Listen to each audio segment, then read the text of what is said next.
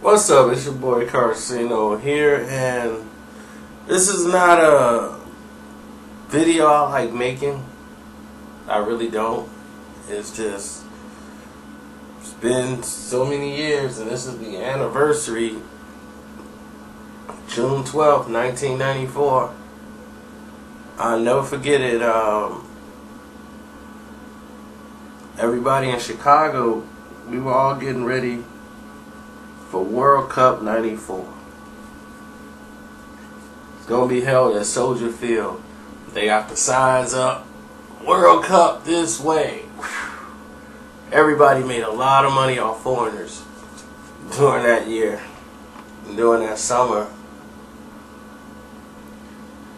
And you had a lot of different things transpiring during that time.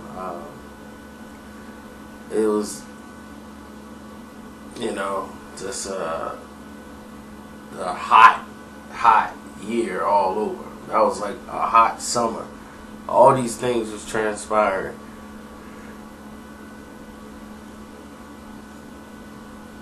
And they have this show that's coming on called O.J. Simpson Made in America on ESPN. Around the same time I knew they were going to be doing this. But all this attention is going around when OJ's having an appeal coming up. That's why I really didn't want to do it. But this doesn't really affect it because this is a case that he can't really be tried for again,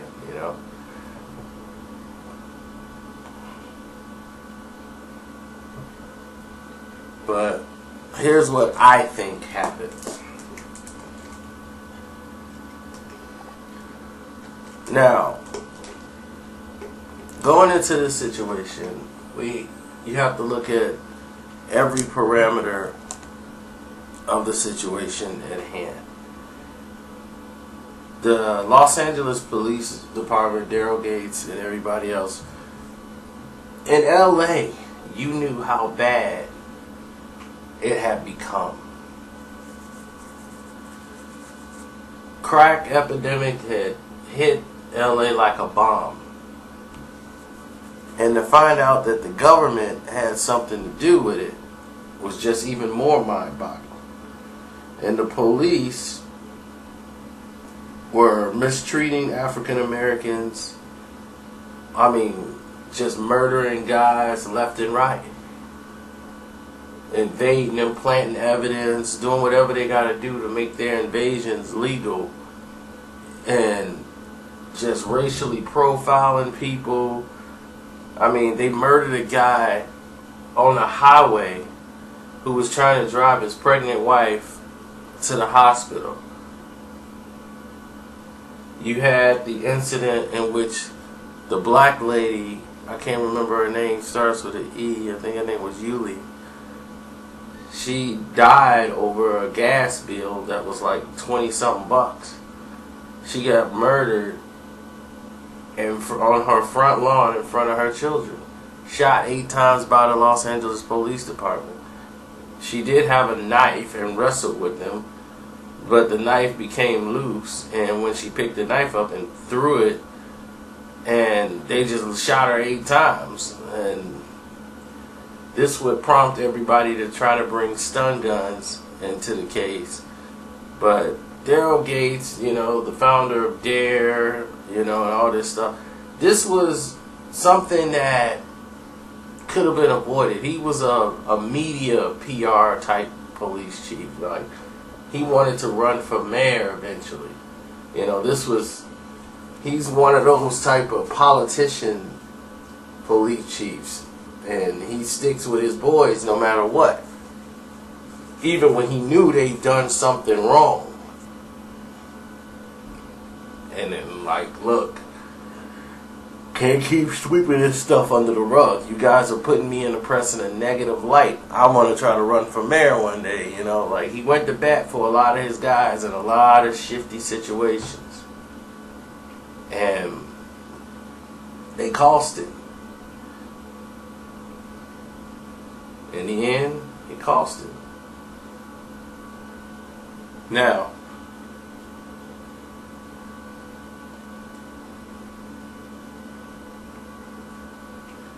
Now, O.J. Simpson. O.J. was star running back, and he was very articulate as far as commercials, and this is back when he was playing. See, people remember him doing the Hurts and all that stuff during his retirement and all that stuff, but before then, O.J. when he had the afro and everything, he was doing commercials. He was doing all these different type of movie roles. He had a love story about falling in love with a white woman. O.J. did a lot of things. And he had a commercial with his entire family, with his little kids and him and his first wife.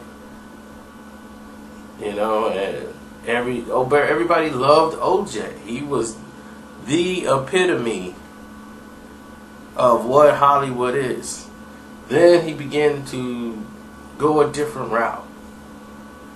The more they loved him and the more he went out to these areas in California where the rich stayed, you know, that's pretty much who he communicated with out there, his rich new friends, and this became O.J.'s avenue. So naturally you're around 90% whites, rich white people, and next thing you know he's partying with these girls and they're all white, and you know, he ended up having problems with the wife, arguing and fighting about him not coming home and stuff like that, and he's running around with all these women. So of course they separate, and Juice is living the life. You know, and everybody talk about his friend the Kardashian like he was such an innocent guy. This guy was running around dating. They had money, so they dated coked out women all the time. Girls who would just sleep with people who had money but had no careers themselves. Hence, as you see right now with the Kardashians. You saw how they made their fame. What did Chris do? Same thing, right? So you're looking at this scenario with O.J. and he's dating Nicole very seriously now. And the black community turns against him brutally. You know, it was looked at as disrespect. So O.J. does this interview to really bring everything into light.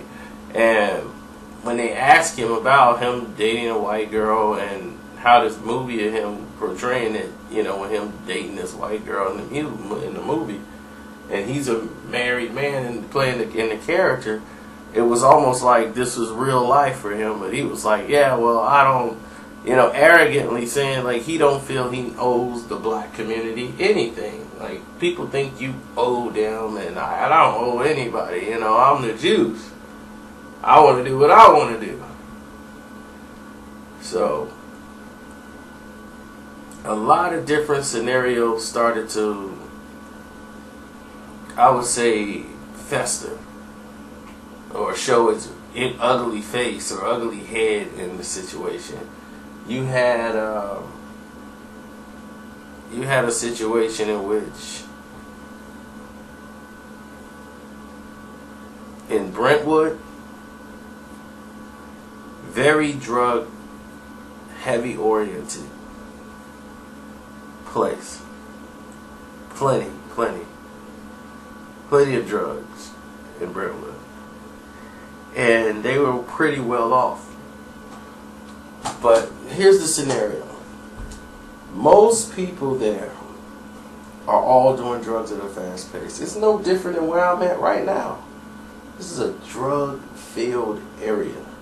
And this is like where the rich people live.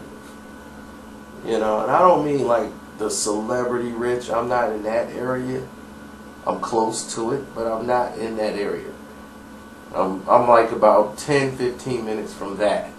But still, I'm in the area where there's doctors, lawyers, some people who've played a professional sport, but not at that higher level. They just were a participant.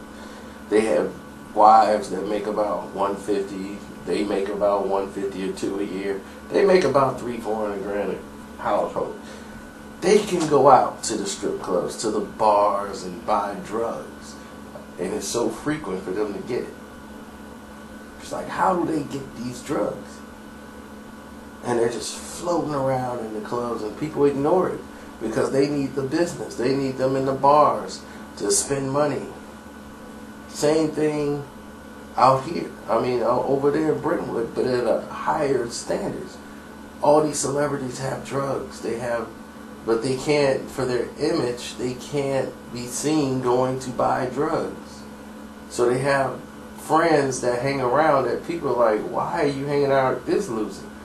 That loser's job is to handle the drugs. He's the one that's going to go and run the errands that you need to be ran that other people can't run or be seen running. And you give him a job like, oh, this is my fitness instructor. Oh, he's my chef. Oh, he's the guy that drives my car. He's my guy that watches my lawn. Meanwhile, everything could be dumped on him. Like, oh, I was partnered with this guy. Yeah, he threw wild parties. But I didn't participate in that stuff. That's how it works in Hollywood.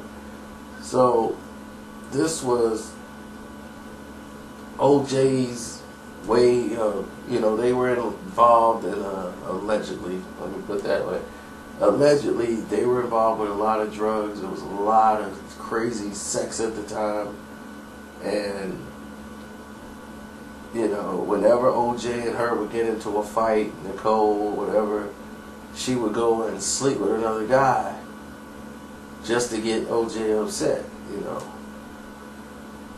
and that was how she did her business. Her and one of her other slut buddies, Faye Resnick. It was Chris, who ended up being Chris Kardashian. Another one of these slut buddies. They go out and find these rock stars or athletes, and she was all into black guys. Nicole, she was all into sleeping with a lot of guys, and most of them were black. She liked black men, and Marcus Allen, and and him and OJ never really had any beef over it. OJ was aware that Nicole would go off and sleep with guys. He would get upset about it with her, and that was his way of coming back whenever she wanted OJ to buy something or do something he didn't want to spend money doing. And OJ would be upset about it, and then there you have it. And that's what kills me, is that Rob Kardashian knew about all this stuff. There was plenty of cocaine flying around and plenty of partying, and he was right there too. That's how he even met Chris. He got hooked up with Chris and had the kids. It's a whole different story with him altogether. For him to play this role that they had him playing in the TV show was just embarrassing to see. But needless to say, let's get to the meat of this subject. June 12th, at a daughter's recital, O.J. Simpson was supposed to meet the family there, and everything was supposed to go. They were supposed to have a family dinner at the son's restaurant. O.J. Simpson's son's Jason. So Jason is preparing to having them all there. They've never been at Jason's house before, just in a restaurant before. Big fight ensues between OJ and Nicole because she had, I would think, took some money or spent some money, and OJ was livid because she was talking about selling some of the jewelry that she had in order to get the money.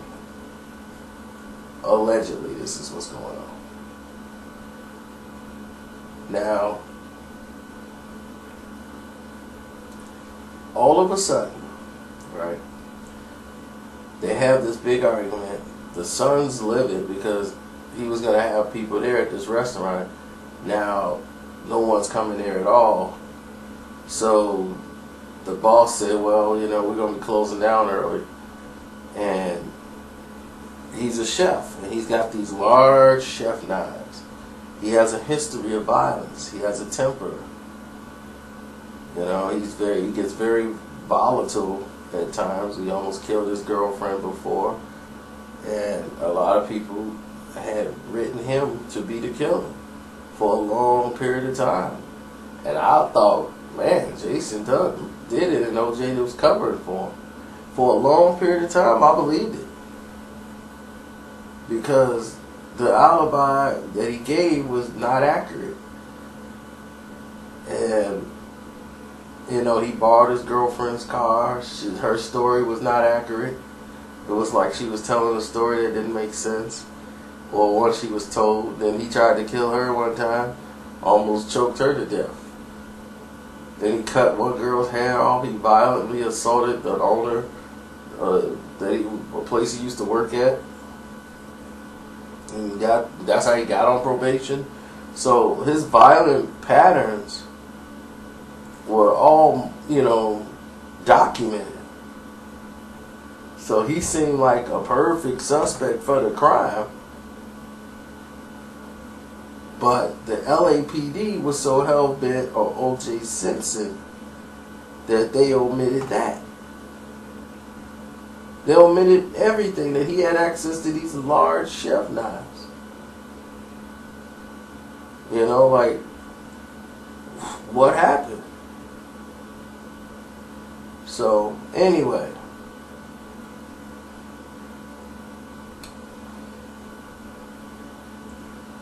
They both have friends that has access to drugs. And meaning that they all go to this club and hang out, right? You look at the other evidence, and that's when you kind of like say, wait a minute, Jason couldn't have done this, because Jason would have to have marks on him.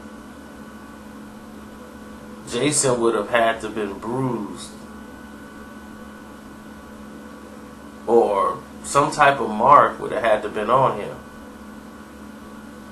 Because if you look at the body of Ron Goldman, there's bruises on his hands. He was in a fight. And even with Jason being as big and strong as he is, there must have been some blows landed. And it wasn't like Jason went into hiding when this happened.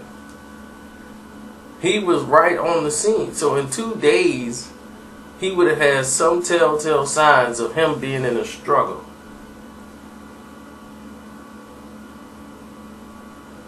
So then you start looking at the restaurant they were at. I said, well, let's look into Ron Goldman. Who is he?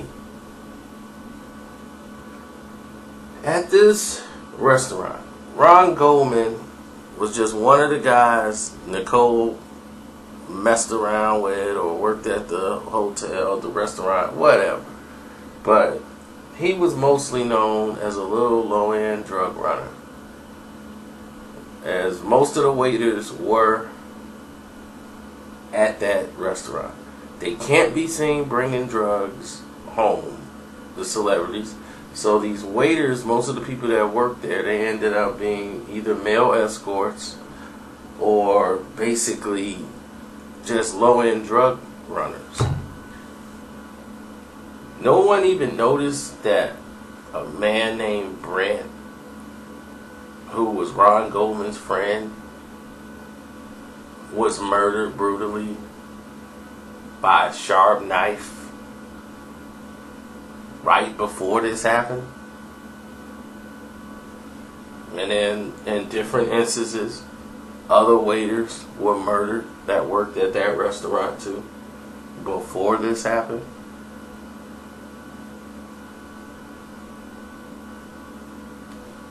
It was just a little bit too much coincidence going on here.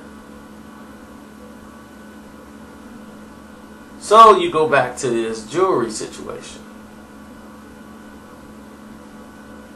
with OJ on the day of. Now, OJ, Faye Resnick, all of them, they all know each other. But Faye Resnick don't really like OJ. She likes Nicole. That's her best friend. Her and Nicole go running together and they sleep with this person, that person. Her and Faye. So she never really liked OJ because OJ wants Nicole to be at home and being a mother to the kids. She's like, look, you got a nanny to watch the kids. Girl, have a life. And Nicole, that's when you hear on the 911 tape, OJ was upset because she was bringing guys home and sleeping with them while their kids are there. And OJ didn't approve of that. So whenever she didn't get money for things that she needed, like drugs to pay off, and that's why Bill Wise was hired by one of OJ's friends. Apparently, that's why he was watching the situation there. Is to watch Nicole. That's what Wise said he was hired, but he wouldn't mention the friend's name. And a lot of people believe that the friend's name that he had was who's known as the Casanova serial killer, Glenn Rogers. That's who hired him to watch over Nicole and get some information on her because he was planning to take him down, and Waz was basically like friends with this guy because of the drug trade. And they had pills, cocaine, heroin, they had all kind of drugs in the world access to. But this wasn't some drug related, like, people don't realize Colombia, like they made it look like this was a Colombian type hit and they owed like hundreds of thousands of dollars and drug money.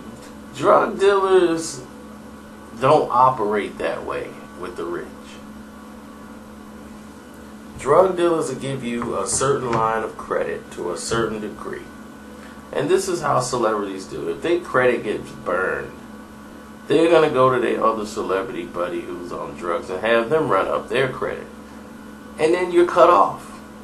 Then they do anything and they want, because they know that the drug dealers know this. Your crave for the drug is greater than their greed.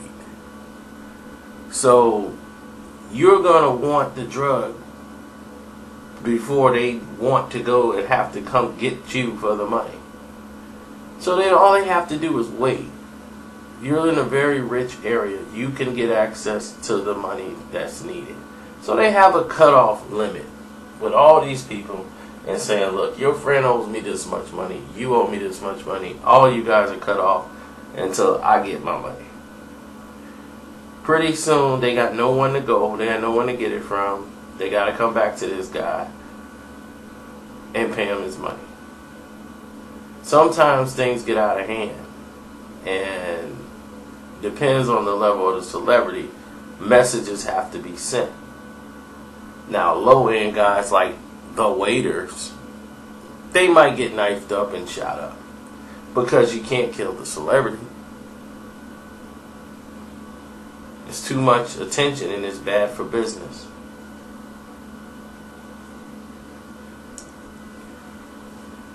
So, allegedly, OJ knew Glenn Rogers, Bill Wise, and all these other guys, or he didn't know Bill Wise, or whatever. So what he did was tell Glenn Rogers, allegedly, I want you to go in there and get my jewelry back. That's in the house. There's jewelry in there that's worth over hundreds grand or whatever. I need you to go get it because she's gonna try to sell it, and you know, like, you might have to knock her out or whatever to get it from her, but I need you to go break in there and get the jewelry out or get it away from her. So he goes in there, He knows where the key is. He wants them to go in there and get the jury and get out. What he didn't account for was Ron Goldman coming in. Ron Goldman just happened to be on his way there at the same time. Completely just by happenstance he showed up. And immediately he didn't get a chance to even get into the house. He felt he had to take Goldman out right then and there. So they get into he stab him, Goldman's fighting him back, and Nicole comes out because she hears some commotion out there. And she sees it and she walks down to try to get closer, and allegedly he goes up, stabs her, and she faints. He goes back to work on Goldman. Goldman's a martial artist. He's in there kicking, he's doing everything he can to try to stay alive. So this guy eventually dies. He goes over to Nicole, lifts her head back, slits her throat.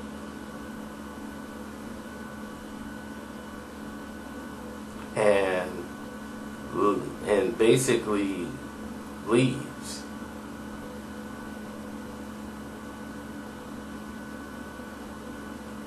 Now,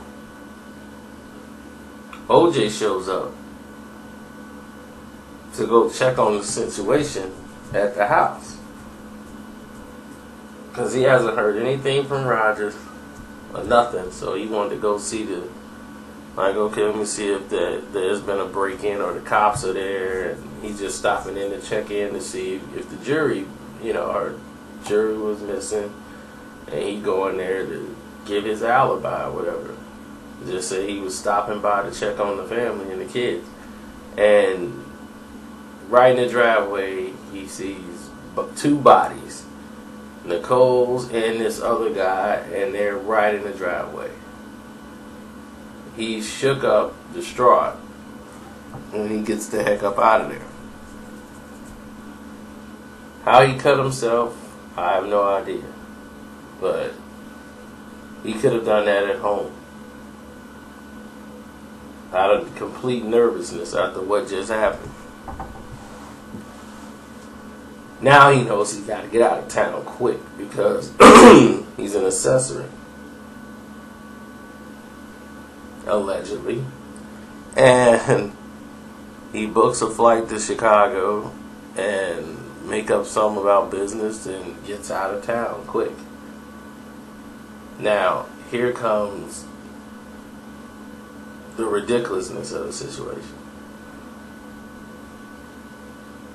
Police comes on the scene. They went to OJ's house. OJ's gone. All of a sudden, they see these gloves, apparently, and hear these gloves, and they're like, oh, we got a crime scene. We found a bloody glove on the scene. Right away, they knew about the 911 calls or whatever, and allegedly the police department worked effortlessly.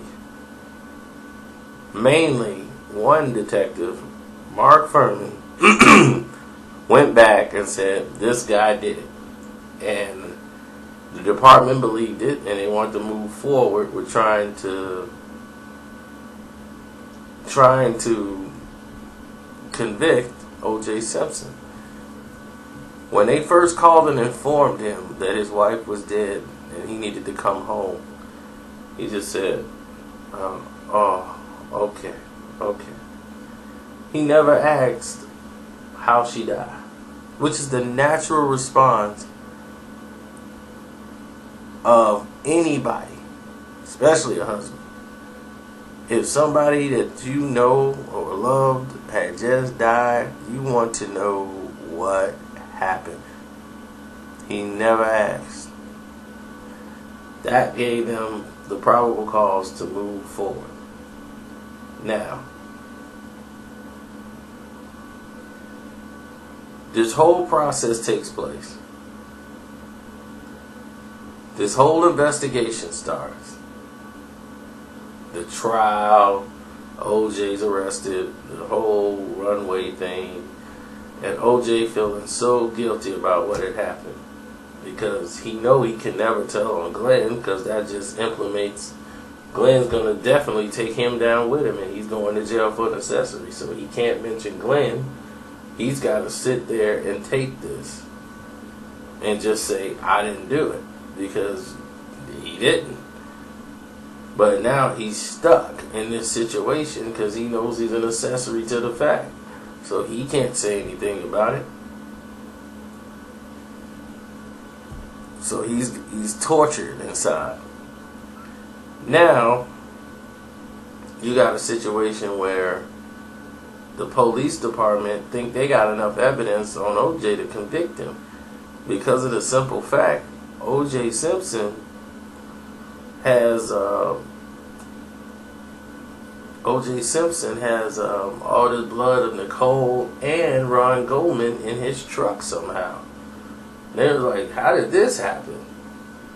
All these different people are wondering, how in the world did this happen, and where did this come from, and all of these different things, and OJ must have did it. They got all this stuff. They got bloody gloves. But when they done the tests of all the samples that had mixtures of all three blood, those samples came back with EDTA. And that is impossible. Believe me, the bloody socks that was in OJ's room, the blood stains that was on the socks that had Ron and Nicole's blood on them, had EDTA. The sample they took off of the fence 3 weeks after the fact, and they went back and found that mysterious blood splatter that had EDTA. It had all of them mixed. Mark Furman was the only one in there who had one of OJ's missing blood files, and he requested 2 files of blood from both victims. What did he need that for? The chain of evidence was broken right then and there. The case was contaminated and should have never been. Right then, OJ was freed because now you contaminated the case. Once it came back, the defense came back that the evidence showed there was EDTA in the system. What EDTA is, it's a chemical used when you put blood into the test tube to keep it from clotting. So they keep a chemical in there called EDTA. It can only be done at a lab. So if EDTA was on the crime scene, how did it get there? The body cannot produce EDTA. So that means he took the bloods once they were in the valve and put them there because he was stupid enough to not know that this is what happens when you get blood from a sample from the police station. This was a magnified case. You had a very good defense team who was able to prove that these things didn't happen. This is where your money comes in at. This is where your power comes in at, because not only did these things get exposed, they got exposed on a magnified area, especially after the Rodney King incident. Rodney King was the global bomb that ignited that. It took a while to get the people back under control again, but it had national attention that they didn't even want. And then the shooting of the lady in front of her house over $29 gas bill, and killing her in front of her kids. All of these things come full circle. All the dirty things they did. The Furman tapes start coming out in the trial. They come out somewhere else. This was all designed to expose all the corruption that was happening within the LAPD department at the time. And it was like, if this happened in LA, this could possibly be happening in other places around the world. Everybody was going to be under a microscope. And it's like, why is this happening? So this became bigger than O.J. Simpson.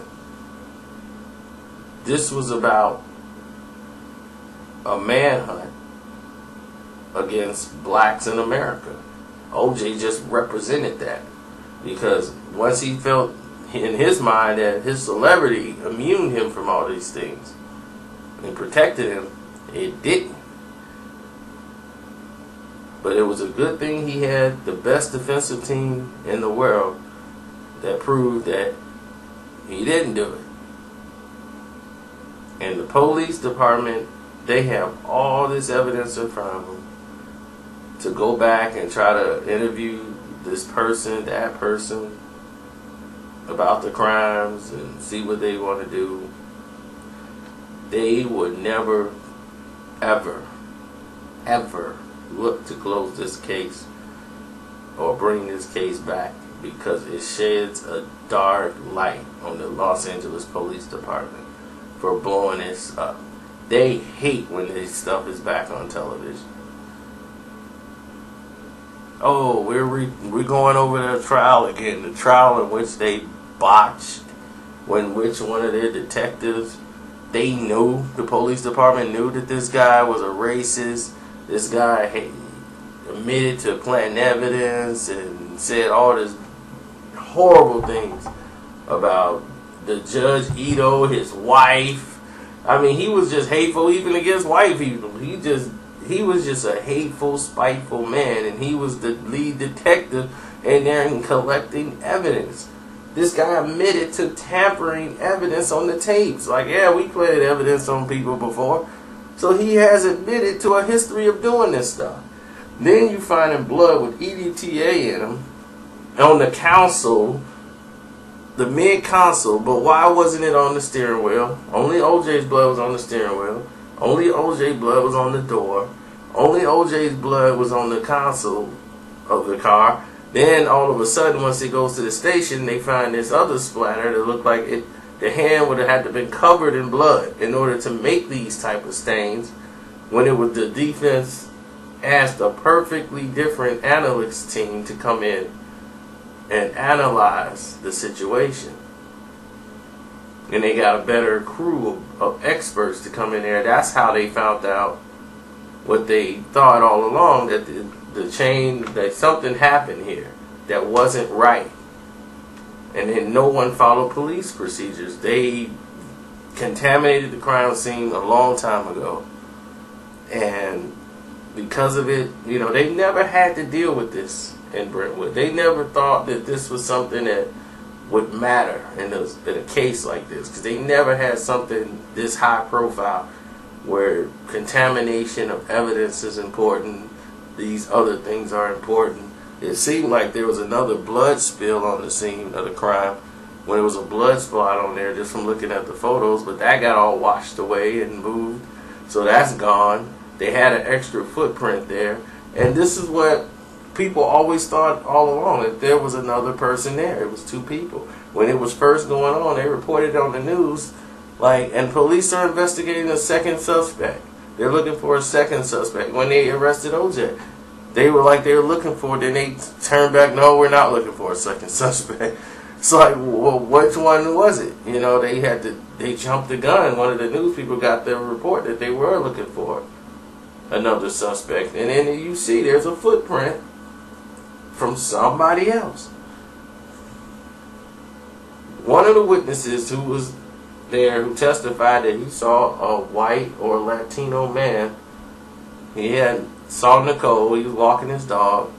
He saw Nicole and saw her in an argument or talking in a discussion with this man who was in a Ford, F whatever it was, and it happened to be the same car that Glenn Rogers drives, so.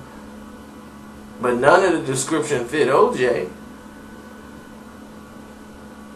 And this guy here,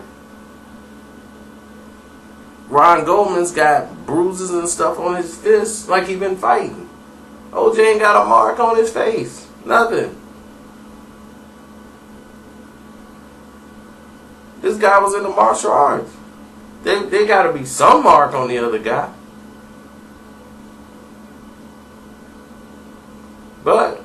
Nobody was looking for her. But you know who wasn't concerned? Faye Resnick. She was, oh, OJ did it. He was no good. He know he killed my friend. Oh, can you get me a shot of my face here? She was like on tour. She's writing a book and trying to get money off of it during the middle of the trial. This is before the trial even started. She's in here talking about all the stuff they did. Like, we had sex with him. I had sex with him. Oh, it was a black. This isn't what your friend does.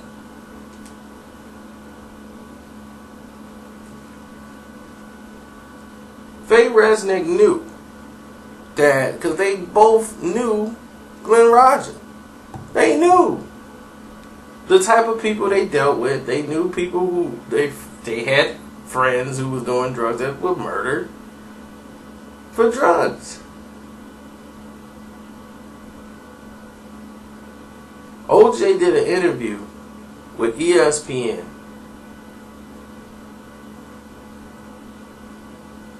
On the radio, they called him. I don't know if that audio would ever be. This was years later when they was like, "Oh, OJ, you're on your comeback tour." He was like, "I'm not on a comeback tour. I never went nowhere." He's like, "Did I call you for an interview, or did you call me for an interview?" Well, you called, and he was just speaking, and he was like, "Look, I'm out in the public. The police." He was like, "Well, you said you were going to help the police find the killer." He's like, "The police, they didn't want to listen to nothing I had to say. In their mind, I'm the one that did it. So they didn't care." He's like, "I went down there." He's like, "I did go down there." And he was like, "Man, just leave. We don't want you in our police station. We don't want anything to do with you." And this is the police department that was friendly. All his celebrity friends were leaving OJ behind. And he realized that he ain't had that many friends in Brentwood anymore, like he thought. People were just faking there to be there for support, but once the case was over, they were like, "Look, let's get away from this guy."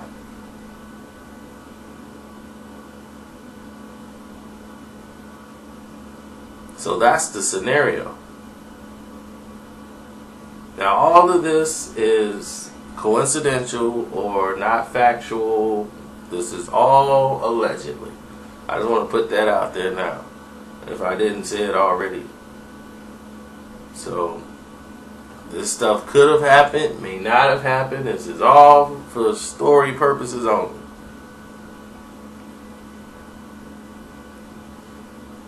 You know, y'all can do your own investigations on this, but throughout the years,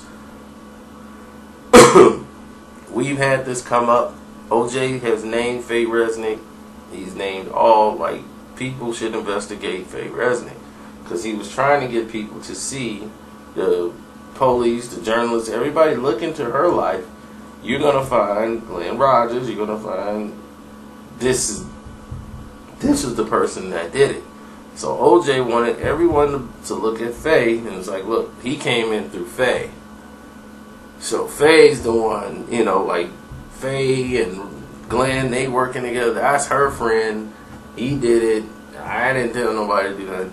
Like, so if y'all find it out, y'all gonna find it out on that end. And if he try to say I told him to do it, nope, that's Faye Resnick's friend. So that's how that works. Anyway, I'm out.